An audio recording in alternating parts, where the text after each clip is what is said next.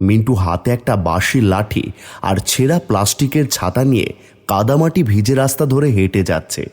সে একদিকে হাঁটে আর একদিকে ভাবে সংসার, ছেলে মেয়ে, কাজকর্ম এইসব নিয়ে।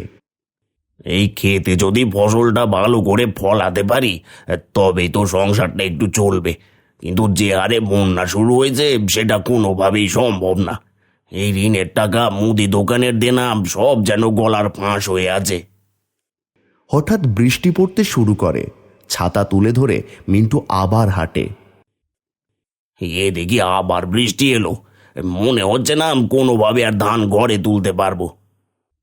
সে একবার পেছনে তাকায়, যেন ঘরের কথা মনে পড়ে। এই বৃষ্টির মধ্যে কোনো কাজও পাবো না, তার থেকে বরং ঘরেই ফিরে যাই। মিন্টু আবারও বাড়ির দিকে হাঁটা ধরল।